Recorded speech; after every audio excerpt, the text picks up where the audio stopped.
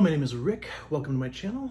In today's guitar lesson, I'm going to show you the main riff for Cat Scratch Fever by Ted Nugent, leaving out the little bend in the beginning at first, and I'll talk about that later. So let's break it down into kind of pieces here. The first part, you're going to want to bar it later, but what I'm doing here just to show you, 2nd fret on the D and G, 4th fret on the D and G, 5th fret on the D and G. Downstrokes. So I'm just going to play it kind of slow. I think you'll be able to get the idea if I do this. So it's 2, 4, 5, 5, 2, 4, 5, 2, 4, 5, 5, 5, 4, 2. So I think you could work on that. Just get the 2, 4, 5, 2, 4, 5. And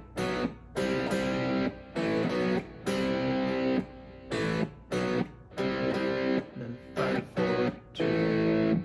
So that's pretty much it there. That's like the simple, you know, if you were doing a campfire, if you were in Bali and you were doing a campfire version, a simple version, there you go. That'll get the job done for the most part. But I think you do want to add in this open A string, which is in between these chords. So what's going to happen is you're going to do the 2, 4, but you're going to throw in an open A string there. So it's like, see what happened there? In between the,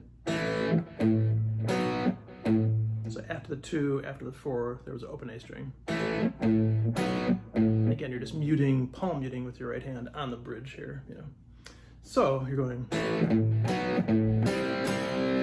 but the second one's different. It goes, so you went 2, 4, then the palm mute, then the 5. And then you do that, I think it's the first one again. Yeah, and then you go backwards. So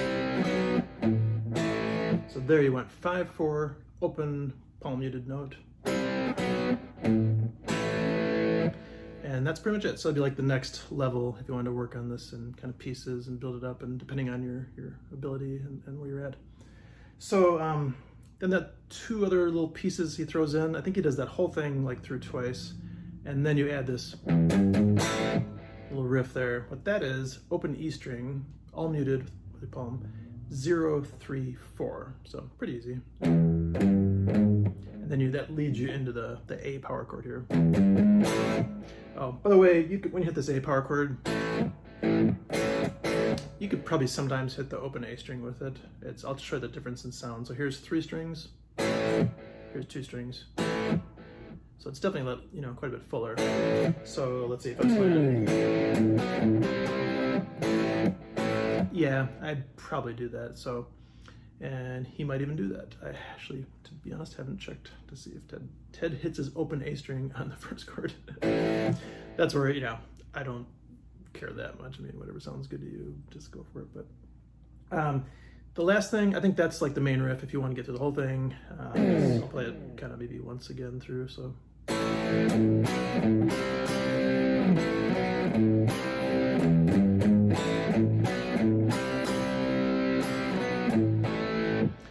again, he doesn't throw that in, I think, for like at least a couple times through. But if you listen to it, good ear training thing, just listen and see if you can hear when he does that.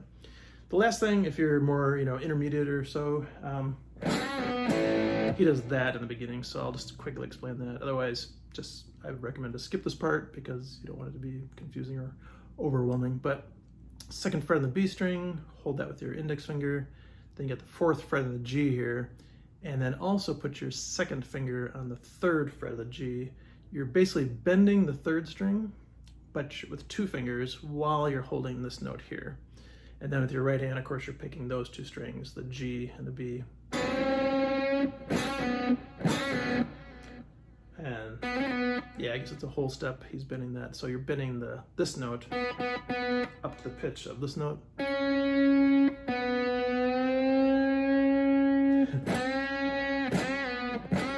So you could practice that alone if you want to work on this. Just get the bend down. And that's a tough spot to bend on the neck. So that's another reason why I think if you're more of a beginner, don't even just skip it. Go learn something else. I'm just kidding. If you want to learn it, of course, go for it. But that's what he does in the beginning if you want to know. So thought I'd throw that out there just in case you want to get the complete riff. So yeah, so enjoy it.